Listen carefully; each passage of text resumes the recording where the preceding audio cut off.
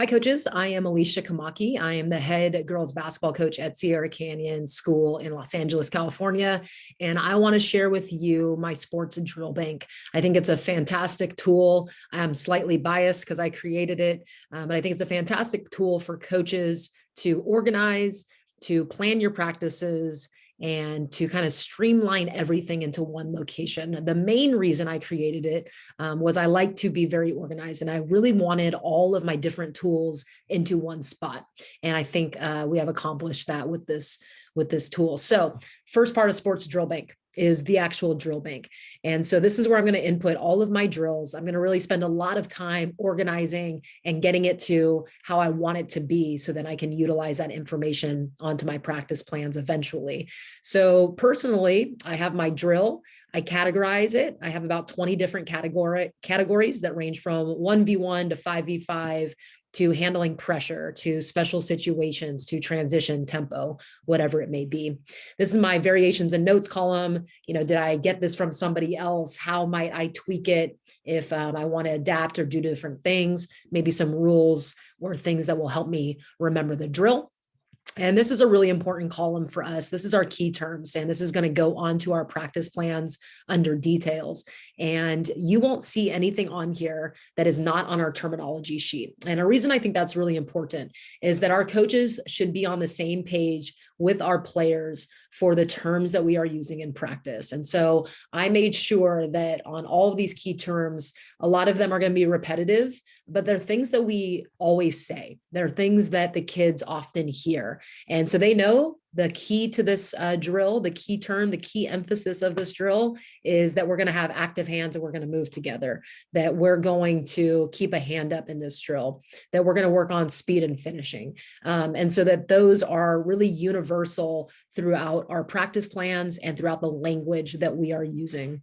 And the final column over here is what we call action. It's just noting if it's a skill, a drill, offensive prep or defensive prep for a game or an opponent, or if it's a special situation. And I'll show you how we utilize that in a bit. So let's get into the actual drills in the drill bank.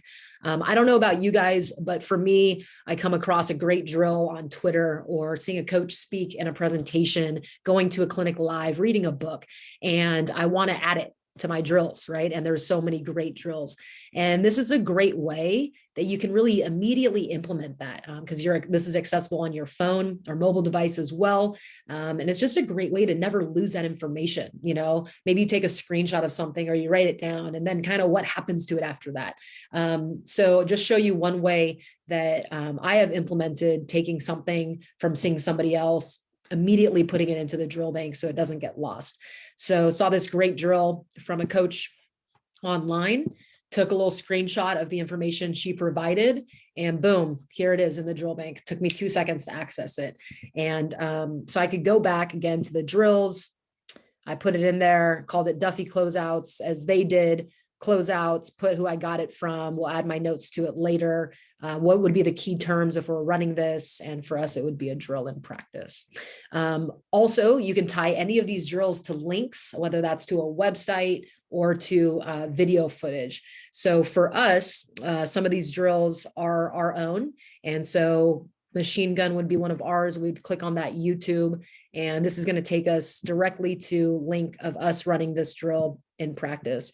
And one of the reasons that's so great and beneficial is your coaching staff. Maybe you have a new coaching staff member and they need to be familiar with your drills. Maybe you want your players to see how this drill should look. Maybe the kids just need to be able to review it and note something of how it looks. So it's just a great tool to be able to have for just kind of uniformity and being able to make sure that everybody is on the same page with what the drills look like.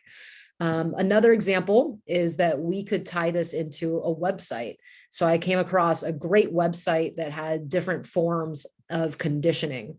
And if I were to click here, it would take us to that website. It has a little hyperlink, and that just shows you exactly where it would go, kind of gives you some notes here and where I got it from. So pickandpop.net would click on there, take us right to that website.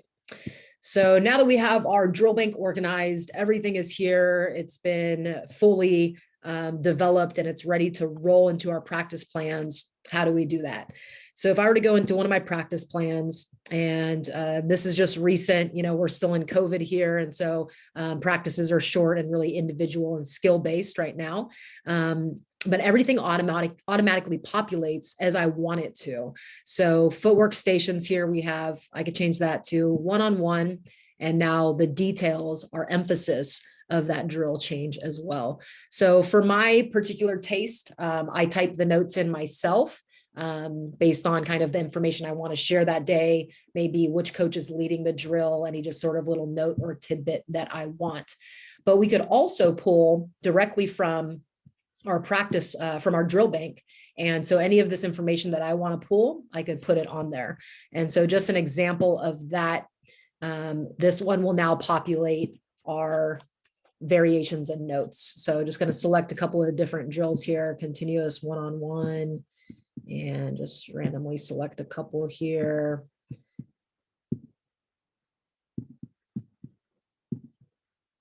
And so different things are populating based on whatever it is that I'm hoping. One of the features that I really like is the roster drop down, the eliminator list. So I got some kids right now here populated on our practice plans for our teams.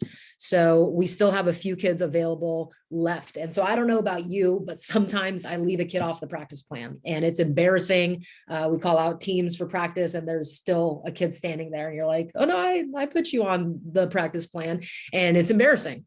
And so this ensures that that does not happen. And so I select, the rest of these kids here, throw them on, they're now gone from that list. And let's say that Christy and Tamia won't be there that day. So Sabrina's on, those two are gone. Now it also ties into my roster attendance. So Tamia and Christy did not get put on the practice plan. They weren't there that day. And so I can be able to tell with both visual with my numbers and with a chart, how many practices were missed. And a great feature that's really simple and just part of you putting players onto your practice plan, which most of us do. So once all of this has been inputted into our practices, what do we do with the information? We like to analyze the drills that we're running, the categories, the minutes, the time, everything that we're putting into our practice plans. So we have this section here, and this will show us that we have our categories, about those 20 or so that I had mentioned. And anytime one of these drills that relates to the category is on a practice plan, it's going to give it a count. And it's going to count the minutes for that drill as well, and then the action for that drill. So as I mentioned in those 5 practice plans that are down there, a lot of it is skill-based right now, which shows why our skill count is so high. And then we have our visual graphs here as well. And the great thing is this is all automated in immediate time. So if I were to go click on practice plan 6, let's look and first see there's not very many one-on-one drills. So I'm going to go practice plan 6 and let's get rid of some of these. And right now it's all categorized by category. So these at the top are all one-on-one drills, which makes it easy for me in my demonstration right now. So just going to click all of these, bring them down here. And I'm going to make one just for sake of demonstration, 40 minutes so that it really ups our count here. Would never do that in an actual practice. So now when I go to data analysis, it's all there. All those drills have already been updated. The one-on-one, 8 different times, 105 minutes. And so that should be reflected in our minutes of practice and also how often one-on-one appears in practice. So if I were to change this minutes here, it should get pretty significantly decreased when I get rid of that 40 minutes and just make that drill 2. So we still have quite a bit of minutes, but now it's not dominating all of the different categories that we have. I also have all the drills listed here by category, so it's easy for me to find them, and I can kind of assess maybe at the end of a season, like, oh, we didn't do any of these drills. Maybe I should kind of look at eliminating those from the drill bank or tweaking them or figuring out a way that I could implement them. A couple of more features, the calendar here. Once you get a lot of different plans populated, you're going to have trouble finding them. So let's just say that I'm now in the month of August and I want to know what I was doing back in February, I would just click on February 10th and it's going to take me right to that practice plan, which is a great tool if I'm looking for maybe a certain time of year. Maybe I want to know what we were doing during the Christmas break. Maybe I want to know what we were doing prepping for a normal year of playoffs. So it's a great way to immediately access those practice plans. And the last thing I'll share with you here is just the plays. I've also used this as a play bank for myself. So again, just a great way to never lose one of those great plays or drills that we come across on social media or clinics or books. So hopefully, coaches, you have gotten something from this, just being able to see the ways that I personally use the drill bank. Lots of great tools to organize, to analyze, and to prepare and plan your practices. If you ever have any questions, you can reach me via email. It is my first initial A and my last name, KOMAKI at SierraCanyonSchool.org. You can also check out this tool on sportsdrillbank.com. And if you also go to that website, there is a free resources tab where we actually give out a couple of different tools and resources that you could benefit from as well. So check out those sites. Email me with any questions or if you want more information, and always happy to share and help grow the game. Be well.